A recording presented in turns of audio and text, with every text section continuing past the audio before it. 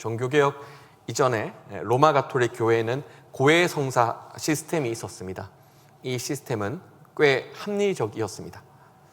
한 신자가 자신을 담당하는 신부에게 가서 죄를 고한 하나의 가정을 해봅시다. 죄를 고백하는 것만으로 끝나지 않습니다. 담당 신부는 그 신자의 죄가 얼마나 경한지 중한지를 판단하고 적정 수준의 경건 실천을 권면합니다. 예컨대 한 교회 안에 어떤 교우를 미워했다, 시기 질투했다, 이렇게 죄를 고백했더라면 아마도 그 신부님은 당신이 이렇게 미워한 죄를 보니까 10만 원 정도의 상품권을 그분에게 선물하면 좋겠습니다라고 구체적인 실천을 권면하였습니다. 이는 사실 우리 개신교회에서 말하는 우리가 하고 있는 습관적인 회개보다는 훨씬 더 훌륭한 측면이 있습니다. 우리는 하나님과만 이렇게 이야기를 하죠. 그리고 하나님께서 용서하셨다고 하면 용서했다고 생각합니다. 그러니까 한 개인이 죄를 고백하고 그 죄를 고백한 것을 넘어서 구체적인 삶의 변화로 이어가는 것은 철저히 우리 인간의 양심에게 맡깁니다. 반면에 종교개혁 이전의 로마 가톨릭은 합리적인 이 시스템을 통해서 죄를 고백한 이들이 실제 신앙적으로 성숙할 수 있는 일종의 지침을 제공했습니다. 그런데 문제는 이런 합리적인 시스템이 변질되었다는 것이겠죠. 당시에 성 베드로 성당 건축으로 인해 돈이 많이 필요했던 로마 가톨릭 교회는 고해 성사 시스템을 살짝 변용하여 면벌부라는 것을 제작하여 판매합니다. 그러니까 예전만 하더라도 그 사람이 어떤 죄를 지었느냐, 그 죄의 경중을 판단하여서 경건의 지침을 주었던 그런 일종의 시스템이었다면 이제는 교회에 돈만 바치면 되는 겁니다. 헌금만 하면 되는 겁니다. 더 나아가 죽은 가족이 혹시라도 천국에 갈까 말까 아리까리하면 면벌부 사라, 면벌부 사라 이렇게 하는 겁니다. 실제 로마 가톨릭은 돈이 필요하여서 순회 설교자를 통해 의도적으로 이런 행태를 방기합니다. 이러한 현실에 대해 심각하게 문제 제기를 했던 사람이 우리가 잘 알고 있는 마르틴 루터입니다. 그는 로마 가톨릭 교회에 속한 수도 사제였습니다. 또한 신학 교수였습니다. 그런데 마르틴 루터는 굉장히 이상한 사람입니다. 프랑스의 역사학자 류시엥 파브르는 이 마르틴 루터에 대한 연구소에서 어떤 이야기를 하냐면 그가 지나치게 강박적이었다고 말합니다. 다른 수도자들에 비해서 나쁜 생각이나 은밀한 욕망이나 양심의 가책에 대해서 유독 힘겨워했다는 겁니다.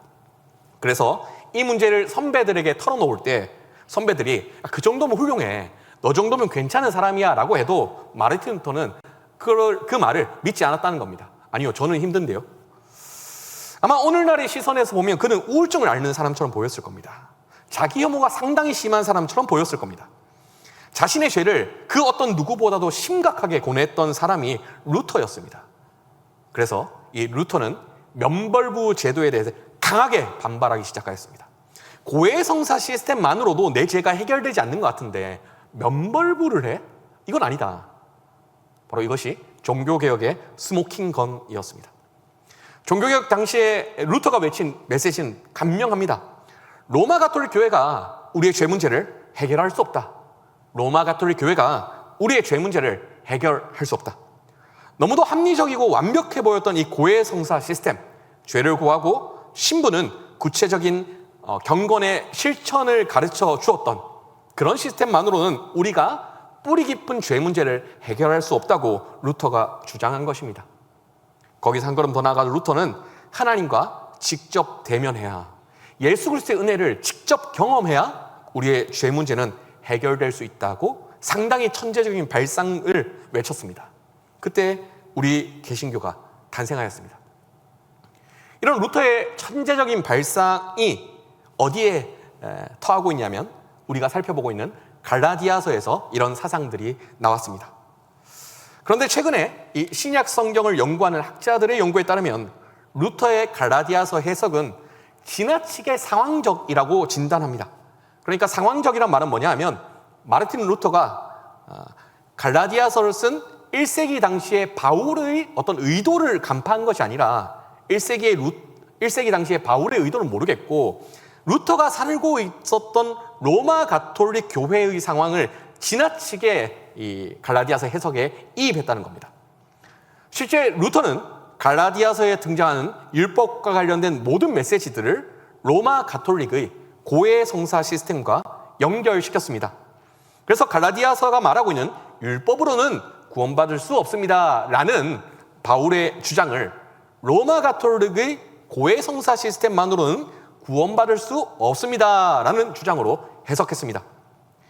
그리고 율법을 의지하지 말라라고 외쳤던 바울의 메시지는 루터에 의하여서 로마 가톨릭 교회를 의지하지 말라는 메시지로 변형되었습니다. 즉 루터의 갈라디아서 해석은 1세기 당시에 바울이 갈라디아서를 썼었을 때의 메시지와는 조금 거리가 있다는 말입니다. 그러면 루터가 해석한 갈라디아서 말고 바울은 1세기 당시에 어떤 의도를 가지고 갈라디아서를 기록했을까요? 이 갈라디아서를 살펴보고 해석할 때에 우리가 고민해 보아야 될 것이 무엇이냐면 율법입니다. 우리가 흔히 율법으로는 구원받을 수 없다라는 바울의 로마서와 갈라디아서의 주장을 읽으면서 흔히들 이렇게 생각합니다. 착한 일로는 구원받을 수 없다. 그런데 생각해 보십시오. 예수님 당시의 바리새인과 서기관들이 정말 착한 일을 해서 구원받을 수 있다고 생각했을까요? 그런 주장을 하지 않습니다. 더 나아가서 이 바리새인과 서기관들이 예수님과의 논쟁 상황을 보면 딱히 착하지도 않습니다. 딱히 착하지도 않습니다. 그러니까 바울이 율법으로 구원받을 수 없다라고 주장하는 것은 착한 일을 해서 구원받을 수 있다. 그런 주장이 아닙니다. 그러면 바울이 율법으로는 구원받을 수 없다라고 했을 때 율법은 무엇을 의미하는 것일까요? 갈라디아서 후반부를 보면 바울이 율법에 관해서 상당히 과격한 주장을 하게 되는데요. 갈라디아서 5장 4절을 보면 이런 이야기를 합니다. 율법 안에서 의롭다함을 얻으려 하는 너희는 그리스도에게서 끊어지고 은혜에서 떨어진 자로다. 그러니까 율법을 지키느냐 마느냐가 중요한 게 아니라 예수님이 중요해. 정도의 주장이 아닌 겁니다. 너 율법을 지킨다고? 율법 지키면 예수님이 너를 버릴 거야. 너가 율법을 지키면 은혜에서 너는 떨어져 나갈 거야. 협박하는 겁니다. 그러면 갈라디아서에서 이 바울이 말하는 율법은 도대체 어떤 의미를 가지고 있기에 율법을 선택하는 이들은 그리스도에게서 끊어지고 은혜에서 떨어지게 된다고 협박하고 있었던 것일까요? 당시 갈라디아 교회의 대다수 구성원들은 이방인들이었습니다. 아마도 추정컨대 그들은 꽤 오랫동안 유대인들이 믿고 있던 여호와 하나님에 대한 신앙을 흠모했을 겁니다. 사도행전은 이런 이들을 두고 하나님을 경외하는 자들이라고 호명합니다. 그러니까 유대인들은 아닌데 유대인 회당에 왔다 갔다 하는 겁니다. 그리고 유대인 회당에서 드려지는 예배를 관람하고 구약 성경의 이야기에 흥미를 보이고 이 유대인들의 삶과 신앙 행태에 대해서 약간의 존중을 가지고 있었던, 하지만 용기 내어 유대인들의 신앙을 자신이 받아들이진 않던 그런 사람들이었습니다. 그들은 유대인들의 유일신 하나님, 여호와 하나님에 대한 신앙을 동경하고 있었습니다. 그러던 그때에 우연히 바울을 만났고 전도를 받았고 예수님을 만났습니다. 그리고 바울과 함께 교회를 꾸려가기 시작하였습니다. 그렇다면 다시 한번 질문하겠습니다. 이 사람들에게 율법은 어떤 의미였을까요? 어떤 의미였길래 바울이 율법으로 가지 마라, 너희 끊어진다, 이렇게 협박했던 것일까요? 잠깐 저의 이야기를 할까 합니다. 제가 예전 대학생 시절의 일입니다. 제가 선교단체 활동을 하고 있었는데요. 제가 속한 선교단체는 CCC입니다. 그러니까 전도를 굉장히 열심히 하는 단체입니다. 저희 선교단체는 보통 새학기가 되면, 그러니까 1학년 1학기 3월달이 되면 1학년들을 상대로 전도 활동을 상당히 광범위하게 벌입니다. 그리고 매년 임원이 누구냐에 따라서 전도의 전략을 짜고 전도의 전략을 통해서 1학년들을 전도하게 됩니다. 제가 대표를 맡았을 때에 저희끼리 세운 전도 전략은 이와 같았습니다. 일단 놀자. 실제 그때 당시 우리는 진짜 기독교 동아리 멤버가 아닌 것처럼 모임을 가졌습니다. 기도하지 않았습니다. 설교? 당연히 그런 건 없었죠. 누가 봐도 기독교 모임이라고 볼 만한 어떤 것이 전혀 없었습니다. 그냥 피자를 시키고 치킨을 시키고 그냥 떠들며 놀았습니다. 1학년들을, 우리가 연락 가능한 1학년들을 최대한 불러 모아놓고 농담 따먹기를 하고 개그를 치고, 그리고 서로 어느 지역에서 왔냐 묻고요, 어느 학과에서 왔냐 묻고, 서로 지역이 비슷한 사람들끼리 있으면 이렇게 서로 연결시켜 줬습니다. 예컨대 순천에서 왔다 이렇게 하면 저기 광주에서 온 선배가 있는데 만나볼래? 순천과 광주는 다름에도 불구하고 그렇게 우리가 놀았습니다. 그래서 우리가 동아리방에 있는 그 모임 시간 동안은 최대한 웃기고 재밌게 하기 위해서 상당히 실없는 이야기들을 많이 했더랬습니다. 그래서 1학년들을 최대한 재밌게 하자라는 것이 저희의 목표였습니다.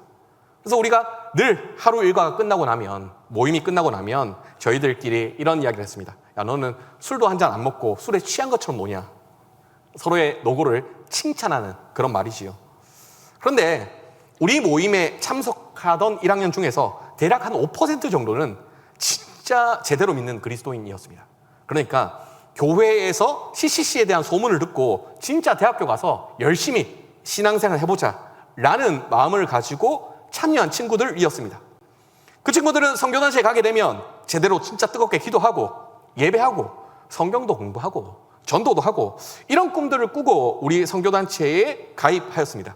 근데 우리는 기도도 하지 않고 예배도 하지 않으니까 그런 친구들에게 늘 1대1로 만나서 양해를 구했습니다. 전도하느라 우리가 이런 재밌는 역할들을 할 텐데 한 학기만 지나면 너희가 원하는 거 다 할 수 있으니까 한 학기만 참아달라. 어쨌건 이 친구들은 우리가 양해를 구했음에도 불구하고 이런 모임을 상당히 낯설어 했습니다. 선교단체 모임인데 교회와 관련된 말이 전혀 들리지 않습니다. 기도도 하지 않습니다. 설교도 없습니다. 그러니까 이 1학년들 중에서 상당히 똘똘했던, 진짜 제대로 믿던 여학생이 있었는데요.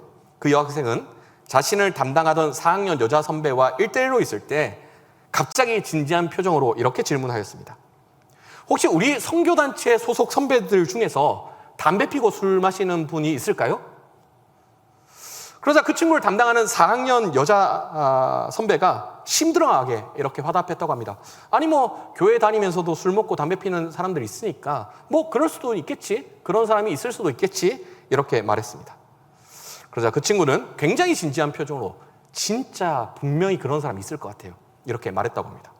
그 4학년 여자 선배가 그 표정이 너무나 웃겨서 이렇게 물었다고 합니다. 누가 가장 그럴 것 같은데? 누가 가장 술 먹고 담배 필 것 같은데? 그러자 그 친구가 말했습니다. 홍동우요, 홍동우.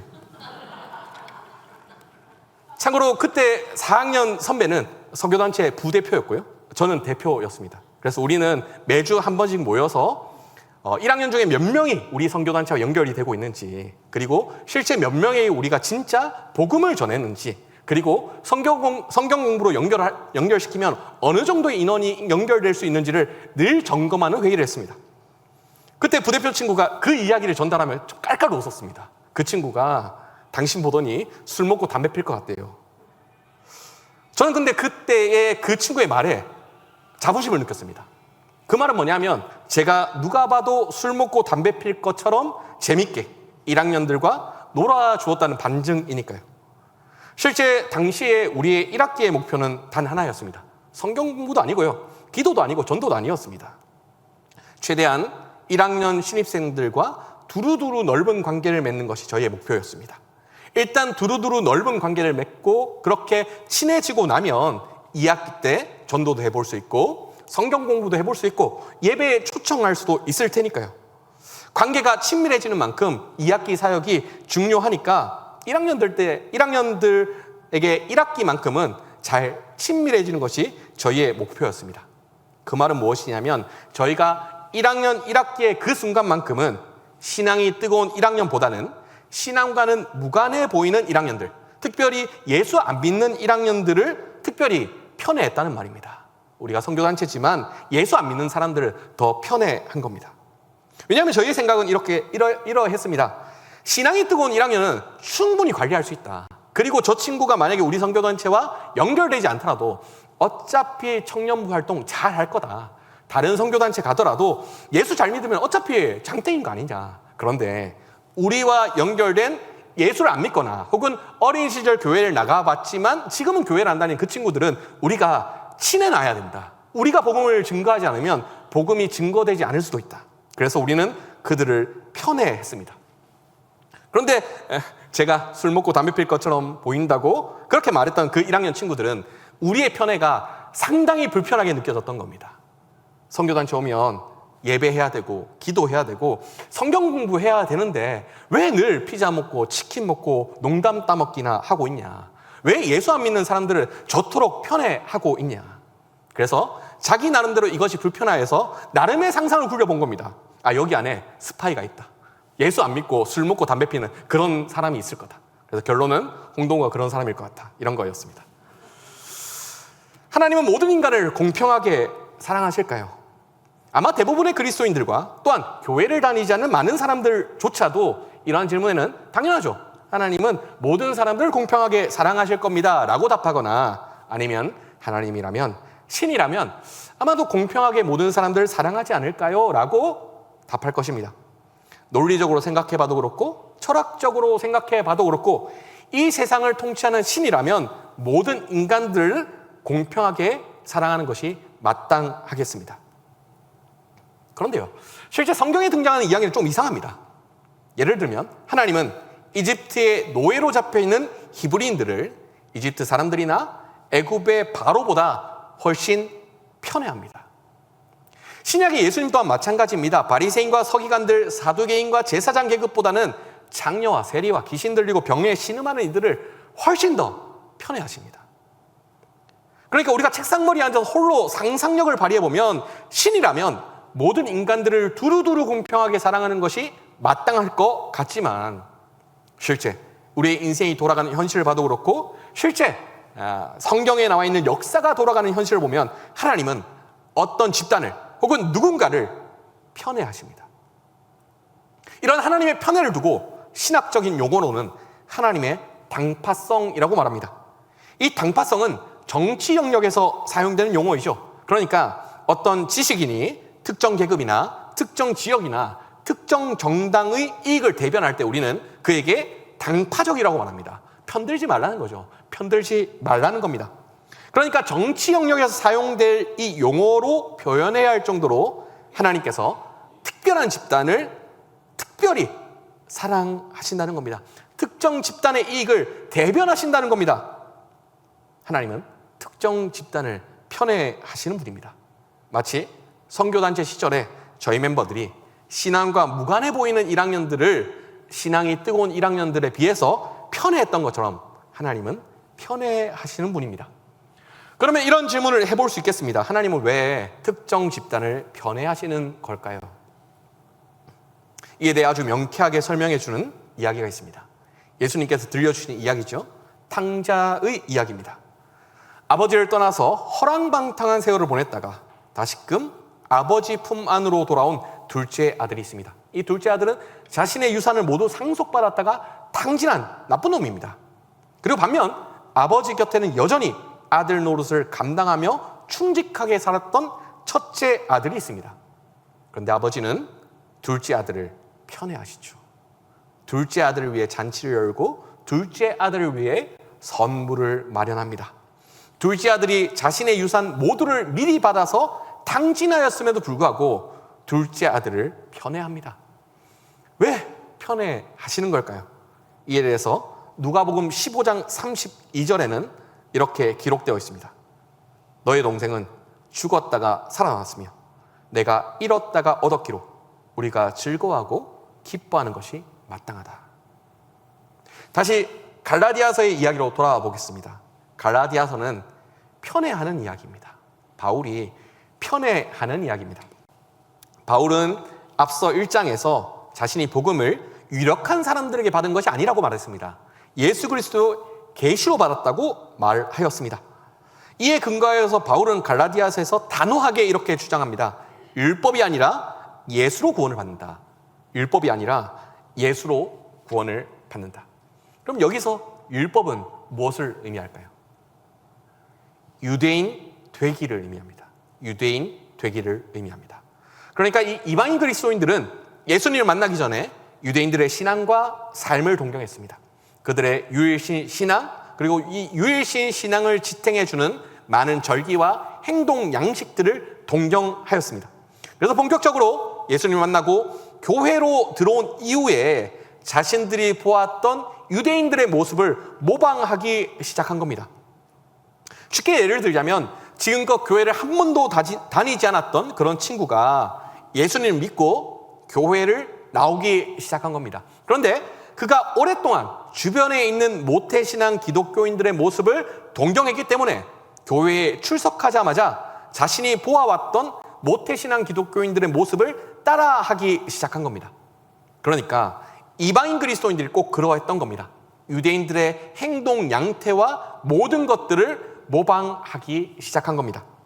그런데 바울이 이와 같은 이방인 그리스도인들이 유대인들을 모방하는 모습들을 지켜보면서 이렇게 경고하는 겁니다. 갈라디아서 4장 10절에서 11절입니다. 너희가 날과 달과 절기와 해를 삼가 지키니 내가 너희를 위하여 수고한 것이 헛될까 두려워하노라. 바울의 모교회는 안디옥 교회입니다. 사도행전에 이 안디옥 교회가 등장하는데요. 안디옥 교회는 어떤 교회냐? 처음으로 유대인이 아닌 이방인들이 합류하여서 유대인과 이방인들이 함께 예수 믿었던 최초의 교회입니다. 그러니까 이전까지만 하더라도 이방인들이 예수를 믿는 경우는 있었지만 이방인들이 실제 교회에 합류하기 시작한 교회는 없었습니다. 안디옥 교회가 첫 교회입니다. 이 바울은 이방인들이 유대인에게 합류한 이 안디옥 교회에서 신앙을 배운 겁니다. 그러면서 이방인들을 오랫동안 관찰하면서 고민했습니다. 이방인들은 어떻게 예수를 믿어야 할까? 우리 유대인과 다른 이방인들은 어떻게 예수를 믿어야 할까? 한번 상상을 해볼까요? 유대인들이 내가 어린 시절부터 지금까지 유대인으로 살다가 예수님을 메시아로 그리스도로 고백한 경우는 크게 바뀔 것이 없습니다. 기존에 읽어왔던 구약 성경을 읽고요. 기존에 지켜왔던 전통들을 반복하고 기존에 하던 모든 삶들을 쭉 이어가면 됩니다. 그리고 예수님만 메시아라고, 예수님만 주님이라고 고백하면 됩니다. 마치 오랜 기간 모태신앙으로 살았던 한 교인이 처음으로 예수님을 뜨겁게 만난 이후와 같습니다. 예전처럼 교회를 다닌 겁니다. 다만 더 신나게 다니는 거죠. 예전처럼 헌금합니다. 하지만 더 감사함으로 헌금을 하겠지요. 예전처럼 교회에 봉사합니다. 더 열정적으로 봉사합니다. 바뀌는 것이 없습니다. 마음가짐이 더 뜨거워지고 감사로 넘칠 뿐입니다. 그런데요, 이방인들이 예수를 믿는 경우에는 상당한 고민이 필요합니다. 구약 성경을 어디까지 가르쳐야 될까요? 그러니까 그때 당시에는 신약 성경이 아직 기록되지 않았을 무렵이고 신약 성경이 몇몇 서신이 기록되었다 한들 회람되지 않았던 시절입니다. 구약 성경만 성경이었던 시절입니다. 그러면 이 사람들에게 구약 성경을 어디까지 가르쳐 줘야 할까요? 또한 유대인들이 지키는 종교의 전통들이 있습니다. 절기나 식사의 관행들이 있죠. 어디까지 가르쳐 줘야 할까요? 이는 마치 교회를 한 번도 다니지 않았던 한 사람이 교회 바깥에서 예수님을 뜨겁게 만나고 교회에 출석하게 된 경우와 같습니다. 예배가 어떻게 드리는지 모르는 겁니다. 헌금을 어떻게 하는지 모르는 겁니다. 교회의 조직과 문화가 어떻게 돌아가는 건지 아무것도 모르는 겁니다. 그러면 그 친구들에게 어떻게 해야 될까요? 모든 예배를 다 참석하게 만들고 모든 헌금들을 다 가르쳐서 내게 만들고 교회에 봉사를 하게 만들고 모든 조직에 출석하게 만들면 좋을까요? 아닐 겁니다. 고민해야 되겠죠. 고민해야 할 겁니다. 이 이방인 그리스도인들이 어떻게 살아야 될지 고민 끝에 내린 바울의 결론은 굉장히 간명한 겁니다. 율법 안에서 의롭다함을 얻으려 하는 너희는, 즉 유대인이 되기를 계속해서 자처하는 너희는 그리스도에게서 끊어지고 은혜에서 떨어진 자로다. 유대인 되지 말라는 겁니다. 유대인 따라하지 말라는 겁니다. 유대인 따라하다 보면 너희는 예수님에게서 떨어질 것이다. 유대인 따라하다 보면 너희는 은혜에게서 떨어지게 될 것이다. 그러니까 예수님을 만난 지금껏 교회를 다니지 않은 사람에게 이렇게 권면하는 겁니다. 야, 교회 굳이 나올 필요 없어. 헌금 굳이 낼 필요 없어. 교회 봉사 시작할 필요 없어. 그런 것 하려고 하지 마. 일단은 네가 만난 예수가 가장 중요한 거야. 네가 받았던 은혜가 가장 중요한 거야. 여기서부터 시작하는 거야. 이와 같은 파격적인 주장을 바울이 한 겁니다. 유대인 되려고 하지 마. 일단 예수가 중요해. 은혜가 중요해. 이렇게 주장을 했던 이유는 오늘 우리가 읽었던 본문에서 찾아볼 수 있습니다. 2장 4절입니다. 가만히 들어온 거짓 형제들 때문이라. 그들이 가만히 들어온 것은 그리스도 예수 안에서 우리가 가진 자유를 엿보고 우리를 종으로 삼고자 함이로되. 한번 상상을 해보십시오. 지금껏 교회를 한 번도 다니지 않았던, 그런데 예수님을 만나서 정말 뜨거워진 한 사람이 교회에 출석하기 시작하는 겁니다. 근데 그때 어떤 사람이, 그러니까 예수님을 제대로 믿지도 않는 어떤 사람이 가서 그 사람을 챙겨준다는 핑계로 쫓아다니면서 하나하나 설명하는 겁니다. 헌금의 종류, 자, 이런 특별한 거면 이렇게 내야 되고, 감사한 거면 이렇게 내야 되고, 11조는 이렇게 내야 돼. 예배의 종류, 자, 주일 예배는 1부, 2부가 있고 오후 예배가 있고, 교회의 직분, 자, 장로님, 권사님, 안수집사님, 남성교회 여전도 모임이 어떻게 구성되어 있고 교회 봉사는 어디까지 해야 되는지 하나하나 가르쳐주기 시작하는 겁니다. 그래서 예수님을 막 만나서 뜨겁게 신앙생활을 시작했던 이 친구가 어느새 한 달도 채 되지 않아서 지금까지 모든 헌금을 다 해봤고, 주방 봉사와 찬양대 봉사까지 하기 시작했고, 구역 모임과 전도회 모임까지 나가기 시작했다고 가정해 봅시다. 어떻게 될까요? 교회 떠날 겁니다. 교회 떠날 겁니다. 무엇보다 더 큰 문제는 뭐냐면, 이 친구가 교회를 떠난다는 것이 아니라, 은혜를 잃어버렸다는 것이 아니라, 이런 류의 사람을 챙겨준다는 핑계로 그 사람에게 교회 생활을 설명해 준 사람이 어느새 예수님을 뜨겁게 만난 그 사람을 마치 자신의 아래에 있는 제자처럼 부리기 시작하는 겁니다. 바울이 가졌던 문제의식이 여기 있습니다. 이방인 그리스도인들이 유대인을 따라가기 시작한다면, 유대인의 삶을 배우기 시작한다면 아마도 교회는 두동강이 날 것이라고 상상한 겁니다. 유대인 그리스도인들은 태어날 때부터 1등급 그리스도인으로 살아갑니다. 예수님을 뜨겁게 만나지 않더라도 이 사람들은 유대인의 모든 것을 다 갖추고 있으니까요. 그런데 이방인 그리스도인들은 아무리 예수님을 뜨겁게 만나고 예수님과의 어떤 감격적인 체험이 있을지라도 유대인으로 태어나지 않았으니까 평생 2등급 그리스도인 취급을 받는 겁니다. 만약 그렇게 된다면, 바울의 거친 표현을 빌리자면, 유대인이 되려고 노력하는 이방인 그리스도인들은 평생 종으로 살게 됩니다. 교회 안에서 종으로 살게 됩니다. 아무리 배워도 배울 수 없는 유대인 되기를 배워야만 합니다. 그래서 바울은 그 모든 상황들을 고민한 후에 편애하기로 결정한 겁니다. 이방인 그리스도인들을 편애하기로 결정한 겁니다. 이런 편애를 하면 유대인들이 비난할 수도 있겠지만 그럼에도 불구하고 편애를 선택한 겁니다. 우리는 이런 바울의 결정을 두고 사랑이라고 부를 수 있습니다. 저는 교회 학교를 망가뜨리는 법을 알고 있습니다. 교회 학교를 어떻게 하면 망가뜨릴 수 있을까요? 간단합니다. 편애하는 겁니다.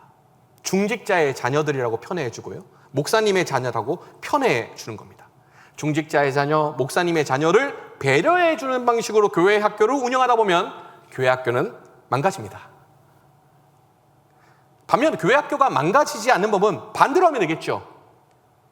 목사님의 자녀나 중직자의 자녀를 편애하는 것이 아니라 부모님이 교회에 다니지 않고 있는 이들, 그러니까 사랑해 줘봤자 사랑의 대가가 돌아오지 않을 것 같은 이들, 예를 들면 가난한 사람들, 세상에서 보기에 껄끄럽고 부담스럽고 불편한 그런 친구들을 편애해 주는 겁니다. 물론 둘 다 제가 편애라고 말했지만 전혀 다릅니다. 우리가 중직자의 자녀를 혹은 목사님의 자녀를 편애한다는 것은 그들이 가진 조건을 선택하는 겁니다. 그리고 편애하는 건 사실은 그들과의 거래를 하는 겁니다. 그러니까 전체 교회로 따지자면 돈이 많고 사회적으로 잘 나가는 사람들을 교회에서 편애한다는 것은 그들이 가진 돈과 사회적 조건과 거래하는 겁니다. 그것을 거래라고 명명해야 합니다. 우리는 이런 경우를 사랑이라고 말하지 않습니다. 돈 많은 사람을 교회에서 대접하는 것을 사랑이 많다라고 말하지 않습니다. 권력이 높은 사람들을 편애하는 것을 사랑이라고 말하지 않습니다. 조건을 선택하는 편애는 거래입니다. 거래를 반복하는 교회는 사랑이 없습니다. 반면에 가난한 아이들, 껄끄럽고 부담스럽고 불편한 이들을 편애하는 것은 우리가 사랑이라고 부를 수 있습니다. 그들의 조건을 보지 않고 그들의 존재 자체를 사랑하는 것이라 할 수 있겠죠. 그렇기 때문에 결코 거래일 수 없을 겁니다. 전체 교회로 확대한다면 교회 전체가 가진 것이 없는 사람들을 편애하는 것, 장애가 있는 사람들을 편애하는 것, 보잘것없는 사람을 편애하는 것을 우리는 거래라고 말하지 않을 것입니다. 사랑이라고 말할 겁니다. 사랑이 넘치는 교회라고 말할 것입니다. 조건과 자격을 따져가며 거래하는 것이 아니라 조건과 자격을 보면 절대로 사랑받을 만한 자격이 없는 사람을 편애하는 것을 우리는 사랑이라고 부릅니다. 그러면 우리의 복음은 그리스도께서 우리가 죄인 되었을 때에 우리를 위하여 죽으심으로 우리를 위한 사랑을 확증하셨다고 말합니다. 그러니까 하나님의 사랑, 그리스도의 사랑은 모든 인간의 조건과 자격을 따지지 않는 거래가 아닌 사랑이었습니다. 그러니까 하나님께서는 우리가 가진 어떤 것과 거래하러 찾아오시지 않았습니다. 그러면 교회가 진짜 제대로 된 교회를 추구하고자 원한다면 모든 거래를 중단해야 되겠죠. 조건과 자격, 돈과 지위를 보고 거래하는 행위를 중단해야 할 겁니다. 더 나아가 조건과 자격, 돈과 지위와 무관하게 사랑받을 만한 자격이 전혀 없는 사람들을 사랑하는 행위를 선택할 때 우리는 그런 교회를 교회답다라고 명명할 수 있을 겁니다. 즉, 이 교회의 사랑은, 교회의 교회다움은 상당히 사소한 실천으로부터 시작되는 겁니다. 껄끄러운 사람, 불편한 사람, 기이하고도 이상한 사람, 그 사람들에게 잘 대우해 주는 것, 그것이 어쩌면 교회의 첫 시작이요, 사랑의 첫 시작일 겁니다. 우리는 마르틴 루터의 종교개혁을 부패한 가톨릭 교회에 대한 정의감 넘치는 비판 정도로 이해하는 경우가 있습니다. 물론 틀린 말은 아닙니다. 그런데요, 제가 보기에 실제 종교개혁은 루터가 자신과 같이 살았던 로마 가톨릭 교회의 종교 지도자들이 아니라 그들을 버리고 평범하게 신앙생활을 하고 있었던 독일 농민들을 편애하면서 시작된 것이 루터의 종교개혁입니다. 그래서 루터는 그들을 위해 그들이 읽을 수 있는 독일어로 신약성경과 구약성경을 번역해 주었습니다. 그리고 그들이 쉽게 하나님의 말씀을 읽고 실천할 수 있도록 소교리 문답과 대교리 문답을 만들어서 그들에게 가르쳐 주었습니다. 그러니까 루터의 종교개혁은 사제 중심의 평신도를 배제하고 자기들끼리 소꿉놀이 하는 일종의 거래의 가톨릭 교회 문화 속에서 그 어떤 누구라도 신앙생활을 할 수 있게끔 사랑을 실천한 행위가 루터의 종교개혁이었습니다. 바울의 갈라디아서 또한 마찬가지입니다. 우리가 흔히들 행함으로 구원받지 않고 믿음으로 구원받는다는 어떤 구원에 대한 중요한 주장을 담은 책이라고 그렇게 생각하고 있는데요. 하지만 실상 이 갈라디아서는 어떤 이야기를 하고 있냐면 바울이 이방인 그리스도인들을 편애하는 마음이 담긴 그 편지입니다. 혹시 이들이 예수님에 대한 믿음을 잃을까 봐, 혹시 이들이 영원히 유대인의 종으로 전락할까 봐 이들을 편애하기 위해 보낸 편지가 갈라디아서입니다. 그러니까 바울이야말로 유대인 중에 유대인인데 유대인 그리스도인들에게 충분히 욕들을 각오를 하고 이방인 그리스도인들을 돕기 위해서 기록한 편지가 갈라디아서입니다. 유대인들끼리 이방인을 배제하고 자기들끼리 소꿉놀이 하던 거래의 교회 문화 속에서 사랑을 실천한 행위가 이 갈라디아서였습니다. 마르틴 루터의 편애는 사랑이었고요, 바울의 편애 또한 사랑이었습니다. 조건과 자격을 따지지 않고 사랑을 흘려보내는 교회, 거래가 아닌 진짜 사랑을 실천한 교회, 그런 교회를 한번 상상해 보십시오. 돈이 많은 사람을 편애하는 것이 아니라 가난한 사람을 편애하기로 선택한 교회를 상상해 보십시오. 정치인들이나 성공한 사업가들을 편애하는 그런 교회가 아니라 세상으로 볼 때 아무런 보잘것없는 이들을 편애하기로 선택하는 그런 교회를 상상해 보십시오. 교회 학교에서 유력한 중직자의 자녀들이나 목사님의 자녀들을 편애하는 것이 아니라 정말 보잘것없는 자녀들, 세상에서 기댈 곳이 없는 자녀들을 편애하는 그런 교회 학교를 한번 상상해 보십시오. 어쩌면 우리 모두가 한 번쯤은 마음속으로 꿈꿔왔던 그런 교회의 모습일지도 모르겠습니다. 우리 동신교회 또한 그러한 모습이 되기를 원한다면 아주 작은 사소한 실천으로 시작할 수 있을 것 같습니다. 어떤 실천이 있을까요? 예컨대 이런 겁니다. 나와 의견이 조금 다른 사람들을 좋게 대우해 주는 겁니다. 내가 생각하기에 약간 불편하고 어색한 사람들에게 웃어 주는 겁니다. 내가 생각하기에 좀 맞지 않는, 같이 있으면 괜히 불편한 사람들에게 미소 지어 주는 겁니다. 상당히 사소한 이런 실천을 통해서 우리가 사랑하는 사람, 선대해주는 사람, 미소를 보내는 사람의 범주를 조금씩 넓혀 나가는 겁니다. 사소하지만 그렇게 사랑의 범주를 확대하다 보면 어느새 우리의 범주는 커지겠죠. 그러면 우리 동신교회는 조건과 자격을 따지지 않고 사랑을 실천할 수 있는 교회를 향해 나아가고 있다는 사실을 발견할 수 있을 겁니다. 우리 동신교회가 서로의 조건과 자격을 보고 거래를 주고받는 그런 모습이 아니라 서로에게 숨겨진 하나님의 형상, 각자에게 부어주실 하나님의 은혜를 상상하며 사랑을 나눌 수 있는 그런 아름다운 교회로 성숙할 수 있었으면 좋겠습니다.